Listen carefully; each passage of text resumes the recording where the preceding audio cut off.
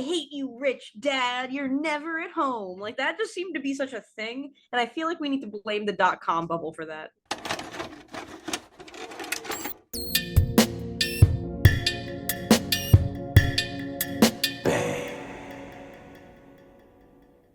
Hey there, Toonami faithful, and welcome back aboard Toonami Absolution, where we talk about the shows that made us us and the shows that made you you. Once again, we are your hosts. My name is Alyx. I'm Sam.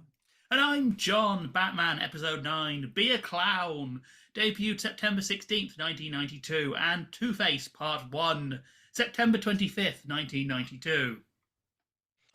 Um, I think the best thing I can say about Be a Clown is I really like Mark Hamill's Phil Silvers impression. I It's think Phil that, Silva's impression? yeah, kind of like, that kind of like mid 20th century television, like I host the Colgate Comedy Hour kind of voice. I thought it was Ed Wynn. Ed Wynn. There you go. That's right. Cool. That's it. That's Yes, all you want to say. I do like. Yeah. So the plot of this episode is that the mayor has a press conference. It gets invaded by two men who crash a car into it, as often happens at mayoral press conferences. And he says, "Yeah, I want to get rid of all the crime and all the costume weirdos in this city. That includes Batman and Joker. Joker takes that personally. Mayor's kid has a birthday party. Joker goes disguised as a clown called Jekko, not the Galactic Patrolman, just a clown. Hmm. And the kid decides, I trust this guy, so runs off with him and leads to Batman having to save him. It's an interesting episode, a milestone episode, because it gives us the gif of Batman coming out of a hedge doing the thumbs up. It does. Yeah. I don't mind this episode. I like the idea behind this episode because I like the idea. I think that there are parts of the execution that maybe could have been better. This feels like a pretty like standalone comic book like storyline. Like I, yeah, I can get behind it for that. And Mark Hamill's always great. Yeah, I like the episode, I think, as like on its merits and just certainly the concept of it. But this is, frankly, the animation is still a little rough at times for this era. There's a couple frames where I was watching and I was like, ooh, There's some rough like, frames in there. yeah, some of like the crowd shots and stuff. And, you know, Mayor Hamilton Hill's son is maybe not as, he's maybe a little too precocious for his own good. I think yeah, conceptually it's fine and also Bruce going to little children's parties.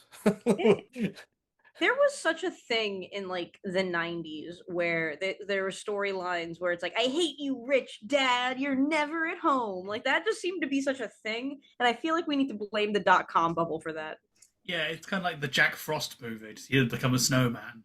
But Yeah. there were a couple of these where it's where the kid is just like like one of the yeah, there were a couple of these where it's like, no, I hate you, dad. You don't understand me at all. And dad is like, I'm literally paying for everything. This is the problem as you get older. Like you can't watch The Little Mermaid now when you're in your 30s being like, you're 16 and you're going to run off with this guy, you moron. But when you're a child, it seems fine. So, Yeah. this might be an age thing. Are I you think sitting there it's like going, I wish it was like the original fairy tale where she dies at the end. She had it coming. yeah. Like, look, man, King Triton wasn't wrong. Like, I'm just throwing it out there. The man wasn't incorrect. He was like, not big on humans, but frankly, who is? I know Yeah, most I mean, humans who don't like humans. yeah, the Hans Christian Andersen of it all was quite good, but the Anyway, uh I think the big thing is I think that kind of that overused story trope is, you see it in Hook as well, which came out 2 years before this episode or whatever. Um, or I guess just a year before this episode. But I think it's just a symptom of coming off the 80s and yuppieism and the rise of yuppieism. Um, to Hamilton, what's the name of Hamilton's son again? Oh, I can't remember. See, pork that's how chop, forgettable he is. pork chop, bacon. Yeah, Um, little boy in blue suit. yeah, little boy in blue suit with like basically founding father haircut style is his father is using his birthday as like a political event basically to that. But yeah, it's Yeah, I'm good with this trope. I'm good with this. I'm sated on seeing Rich Dad Poor Dad I or think whatever. part of it here is the dad isn't evil enough. Like the second the son's gone, the dad has just the immediate like, oh, if he's here, I'll hug him, and then everything's okay. And I don't think we ever really reckon with that. Like the dad, you let your kid get kidnapped, man. You probably should be some kind of punishment here. The fact that Batman doesn't confront him at the end, like he just gives the kid the thumbs up. I would have loved to have seen Batman be like, "Hey, you're all this kid's got, man. Focus on him." Like, because Bruce is the kid who lost his parents. Why isn't he more angry about this? I don't want Batman like body slamming him, but it's I weird. Batman didn't at least comment on like this was your fault. Also, like, Hamilton Hill lumps in Batman at the beginning of the episode with other crooks because he's just as bad as, people that are crashing his speeches about anti-crime. And it's like, that's one of the things where like Batman should have been like, hey, got your kid back, fuck yourself, and then like gone back to the Batcave or something like that. I do like that the Joker is just having a gag Yeah. this entire thing. He's just like, I'm just gonna bomb this party. And if it doesn't work, YOLO, but it's See, that is what I really appreciate about this version of the Joker is that there are times where he is an absolute raving psychopath that is going to kill people. And then there are times where it's like, no, I'm going to be Caesar Romero Joker for a little bit and just cause a little bit of chaos and then leave. And yeah. I appreciate that unpredictability in the character. I think that that's very fun. I like how he interacts with the kid as well because the kid smuggles himself in onto Joker's van, very early on the Joker's actually quite nice to him. Like it's not until the kid goes against killing Batman in the Houdini trick that Joker starts chasing him and then flips because he chases him onto a roller coaster, like running his cane along the fence, letting him know he's coming. It makes Joker more scary. He's not always a psychopath. Like if that kid had just gone along and let Batman die, Joker probably would have been fine with it.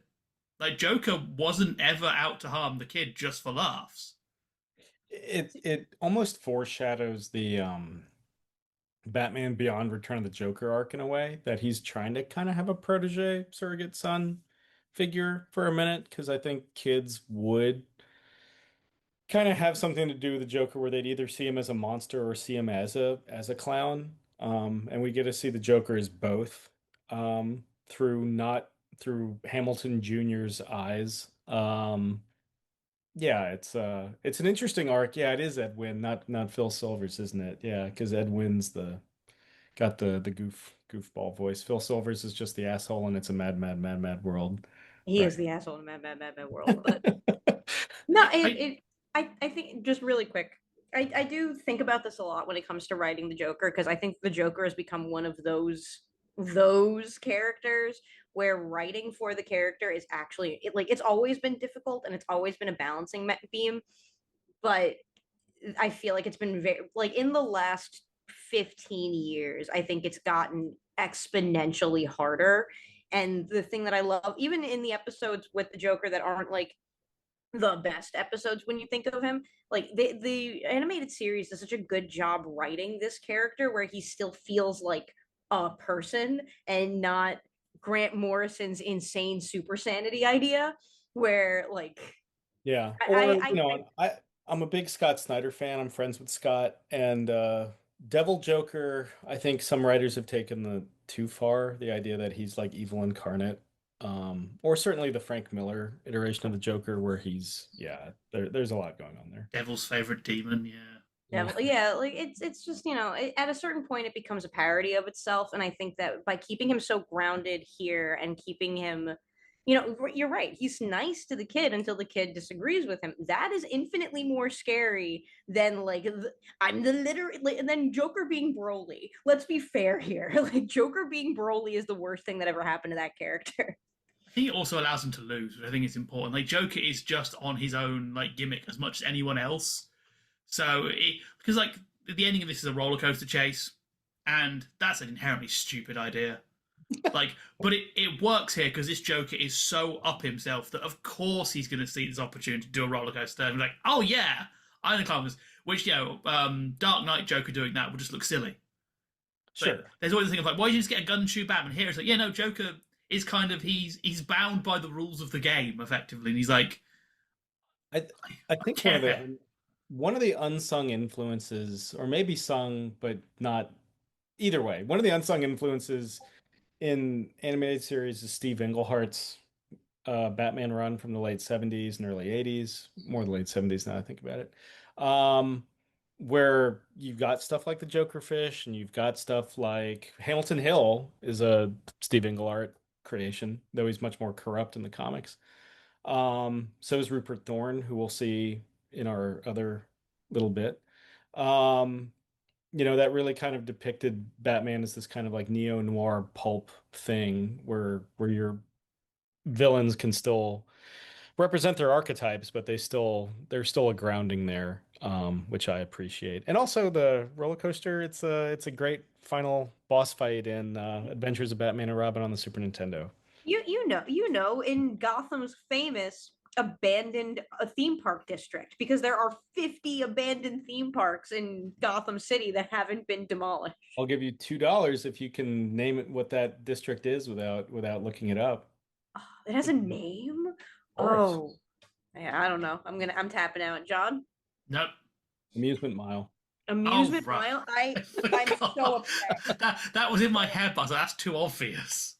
Like I'm a little upset. Is it up there with warehouse mile and dark dock smile? Well, I mean, there's Crime Alley. There's Crime Alley. That is true. I Like always assumed that was colloquial. Was Crime Alley? I was kind of presumed the crime alley was like in Vancouver. We have a place called Blood Alley, Yeah. which there's all sorts of stories about what happened in Blood Alley. All of them made up by the Gastown Marketing Board in the late '60s. So Yeah. I've always kind of presumed Crime Alley is that. It was like a Gotham tourist board thing. Well, Crime Alley is because I know this too. Crime Alley is technically it's Park Row, but after the murder of the Waynes, it becomes colloquially known It was named after them. It yeah. was named after their murder. If I were Bruce, I would be. This is what the Harley Quinn show does really well, is like Bruce dealing with like the publicness of his parents' death, like the Yeah. museum exhibit and all that. Like that, I need that explored more. Yeah. I know a lot about Gotham architect I mean, if you play any of the Arkham games, if you sink in a couple dozen hours in Arkham City or Arkham Knight, you'll get it down. You'll get it. It's kind of like playing Persona 5 and knowing the intricacies of the Japanese subway system. Yes. New Uh, Persona coming soon. I Yeah, I think actually you mentioned that now. It's also weird for me that Batman doesn't have a bigger part because he brings the kid a gift but knocks the cake into the pool to stop the dynamite. It's again weird we didn't get a moment of Bruce actually giving the kid that present.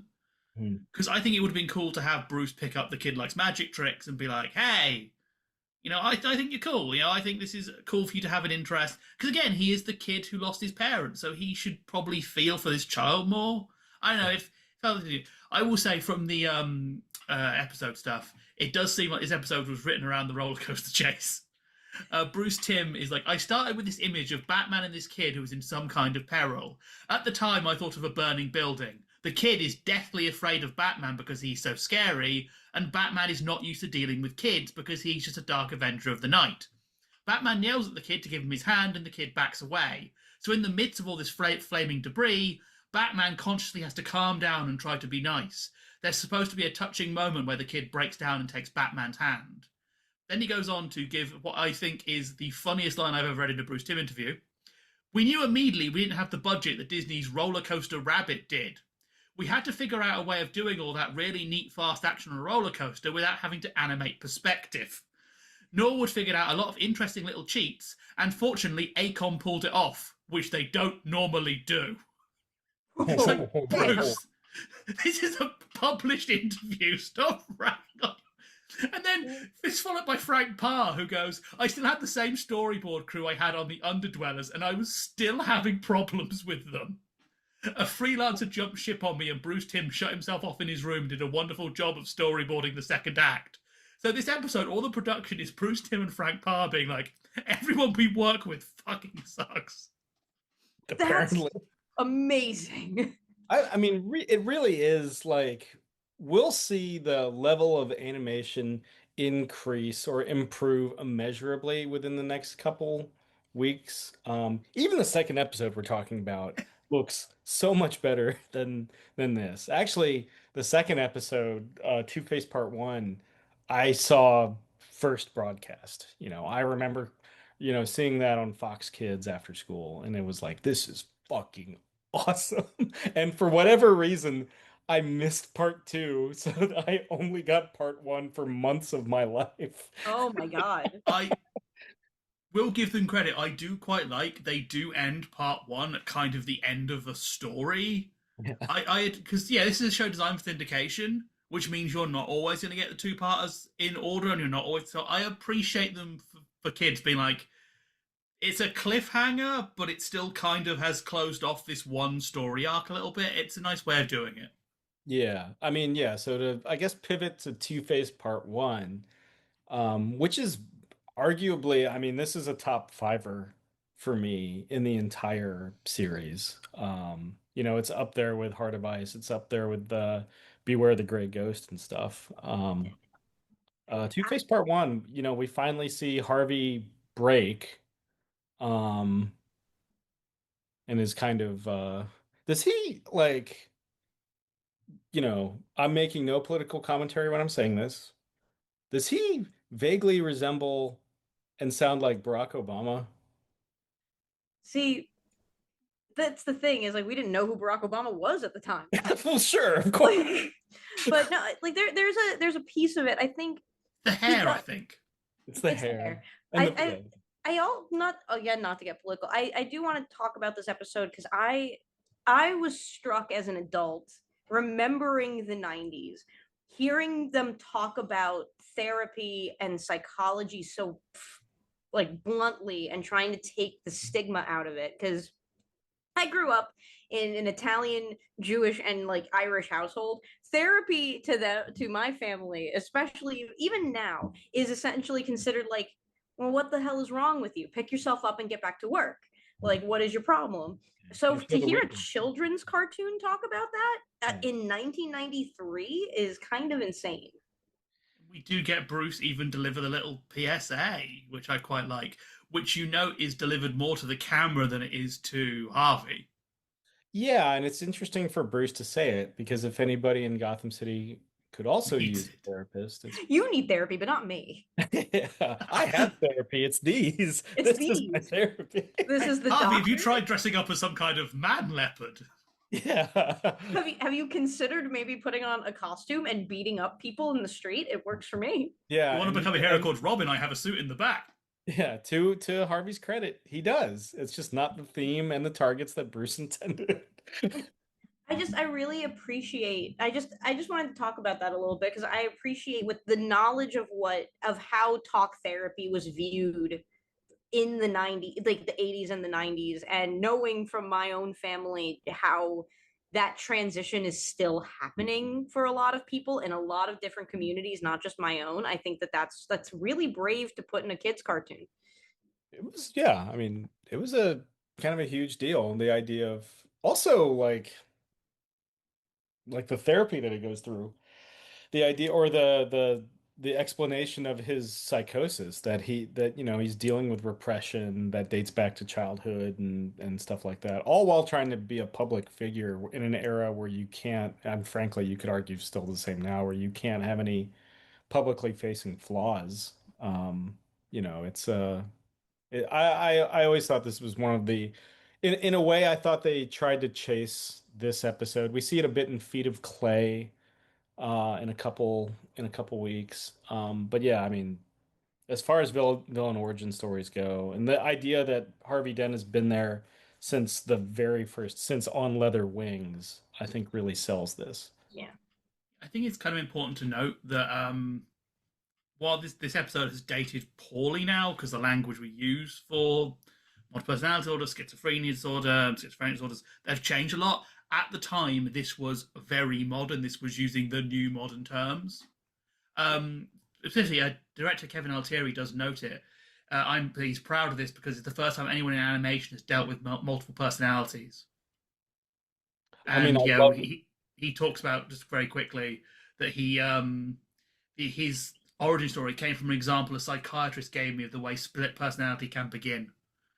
So this was at the time. Now it's obviously hokey and don't use it as a guide, was quite modern and on the nose. Sure. I mean, I think that speaks to the sophistication of storytelling that Batman the animated series would employ. I also think that, I love that we see Two-Face before he physically becomes Two-Face. I Yeah. love that scene where the therapist, like she lets out Big Bad Harv as they refer to him, or like when Rupert Thorne's threatening him and he's like, "You got the wrong Harvey." The wrong Harvey. You know, and how good is John Vernon as Rupert Thorne? That Oh, just like, he's so good. Also, me remembering that Harvey Dent was voiced by the bailiff from Night Court gets me every time because Richard Mall. I love Night Court. Yeah. I love Night Court, and he's so different here, and he's so good. Yeah. We'll be happy to know, production note, that when Richard Mole came in to do the voice, when he first spoke as Two-Face on her recording session, a hush fell over the other actors. It sounded so demonic. They actually had to have him sort of go back a little bit because he went a little too hard. I love that. It's so, yeah, I mean that those two scenes in this episode where he lets the demon out, so to speak, is they're standout moments. But even more so, I mean that last shot of him perfectly framed with the lightning strike as he turns towards Grace. Grace. Is I mean that'll be seared in my memory until I like turn into like dust. Like No that face.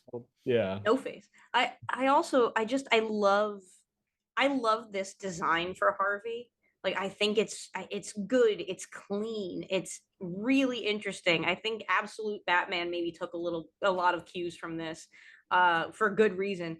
But I also I love Bruce in this because this is a loss for him. Like Oh yeah. his his friend got hurt because he wasn't fast enough and he couldn't help him, and that is so not as explored in modern Batman as much as I want it to be, or it's really only done with Jason Todd. And I love how Conroy expresses that grief, and it's so You know, to that point, I've been seeing memes go around like on Instagram Reels of like Kevin Conroy's delivery when he flips over Harvey Dent after the accident. Harvey, no. oh, It's like, okay, well, you can't win them all. But no. but like yeah, no, you're right. This is 100. This is and frankly, as far as the animated series is concerned, up until Return of the Batman Beyond Return of the Joker, this is the biggest. This is Batman's biggest defeat. This is his Gwen Stacy for the purposes of this show for a while. Yeah. Do we like weird mutant man Two-Face, or do we like burn victim Two-Face? I like Weird Mutant Man a lot. I think what I quite enjoy is they put a lot of work into making this as gnarly as possible, then painted it blue, so it's technically not gore. I quite like that. I think it pushes the. I can appreciate a children's cartoon deciding that we're not going to have him have a realistic injury because, and it's why I like this whole episode actually. This is one of my favorite Two-Face backstories because we're not doing the he became ugly and became evil. He had these problems before. The wound active, it's not the look of the wound. So I like the idea that he looks monstrous, but it's not like a real world. It's clearly sort of almost like the corruption Yeah. from his psyche is seeped through. So I like the fact it's not a straight up burn. Obviously, you probably couldn't do this in live action, so I get why other things go for the burn look. But I like what they did here. I think it works for the setting. I mean, we kind of did that with oh god, what is the name of that actor in the Schumacher movie who is also in Men in Black? We kind of did like we kind of did that for Schumacher Two-Face where he's purple. Tommy Lee Jones. Tommy Lee Jones Two-Face is a Batman the Animated looking Two-Face with the personality of the Joker, and Yeah. none of that works. And the acting skill of nobody. Yeah. But yeah, I'm in the same boat as John. I kind of I like a lot when Two-Face is like two different colors. I appreciate I appreciate burn victim Two-Face when he shows up, and I can appreciate the skill that goes into rendering that in comic books. But I also am of the opinion that comic books and animation are meant for things to look not necessarily realistic, and I agree. I think that Blue Two-Face is like the Two-Face I grew up with, so that is kind of my favorite Two-Face, and it doesn't keep it from being horrifying to look at. Like, it's very clear that there are issues with his eyelids now. His mouth is like pulled open. Like, it's still horrifying. It's horrifying in a more like universal monster sort of way, and Oh, I I mean that. appreciate that. Yeah, He has very Lon Chaney vibes. If you've seen the Lon Chaney Phantom, it's very close to that. And yeah, we'll see that in the next episode, hilariously. 100%. You know, I was gonna make the universal. I mean, the straight up the dark and stormy night aspect of the closing, and Grace fainting as if she's just seen the Phantom of the Opera is perfect. It fits within that so well. Quick sidebar about Grace. How quickly did Harvey move on from Isley trying to kill him and getting engaged again? I think You he's think they had that conversation? Like, why'd you break up with your last girlfriend? Why else you tried to poison me over a plant? I think Harvey is of the kind of the Ryan Reynolds camp where it's like I have to propose to all of them. Yeah. I have to propose to Alanis Morissette or marry Scarlett Johansson or marry Blake Lively. Like I have to go that far that Well, fast. as Bruce says himself, if he waits, he will steal the woman. Bruce is just Yeah. constantly like a vulture. Like, come on, orphans and Harvey Dent's wife. Two things Bruce will not leave alone. We also see Bruce flirting with somebody at one of the election parties. I was like, oh, I thought you were like scared of women. Okay, all right. Which I do think really nicely plays into what we see later with the Bruce showing regret, because like he got distracted. He didn't follow Harvey into the room. Harvey got past him to go out into the car, which started all this off. Yeah. Also, can I just mention one thing I'm very, very happy about that this show doesn't do? Hmm. Explain the coin. I hate all the modern ones where they try and give the coin a backstory. Like, they next episode they'll explain it, but they won't be like, oh, because this is the coin my father flipped when he beat me was one of them. It's like, you don't need to give the coin an origin story. It's fine for him to be like, this is just represents two sides fighting. Bat- Does not need an origin. Batman also mentioning the it will always be face up thing, I think is really interesting too. Like, it's not just the coin doesn't get a backstory, but it is weighted, and I think that that's particularly interesting. Yeah. Yeah. This is like I say, this is one of my favorite episodes in the entire series. I always enjoy when I get to watch Two-Face. Even in like just if I never watch, maybe it's because of how this was introduced to me. Even if I never watch part two, just watching part one, I'm like, yo, this is like we're good here. I am gonna ask, what is your favorite Two-Face? There have been so many iterations of this character over the last like 100 years. So what's your favorite one? I really like I mean, certainly this one's probably the top of the pile. I liked what Frank Miller did in Dark Knight Returns, where Harvey gets his face restored physically, but he's still Two-Face, and he's more twisted than ever. To John's point about the damage being more intrinsic and than just linked to disfigurement. I don't like Tommy Lee Jones Two-Face. We don't really get Aaron Eckhart Two-Face if you think about it. He kind I of don't get a lot of it, no. Yeah, he just kind of gets killed. Let's get the Gets really funny tackled behind the out of a scenes shot. building and dies. The Arkham Two-Face is great too, where he like you see him argue with himself at times. I enjoy that as well. I always love that. They will start doing that for him in the animated series a little bit. I always love that. It's such a classic sort of theatre trick that just conveys it so perfectly. But I think this is my favourite one by a good margin. It's the best part of it makes it into something more than just I burned and now I'm going to be evil because this is what we do in Gotham. And I think it captures one of my favorite lines in this, and it's a line that's way deeper than it should be, is when Harvey first snaps and beats the gangster up. Thorne goes, that's going to win him more votes. And it's such a lovely little nod to like, Harvey is also a product of this environment. Yeah. Like, this isn't just some personal flaw. Harvey's in a situation where he is being pushed, and that is going to cause problems. And again, it sort of plays into Bruce can't just keep punching people in the face. At some point, he's got to actually deal with a bigger problem. Yeah. Honestly, this is probably my favorite Two-Face. I do have a special place in my heart for Arkham Asylum, Serious House, and Serious Earth Two-Face, just because I like the I don't know if it's the character or just like the weird stuff that is done to him with like as you know it moves up from the coin to dice to a tarot deck and he gets the last line in that with the who cares for you, you're nothing but a pack of cards, and I'm exactly pretentious enough to really enjoy that reference to Alice in Wonderland.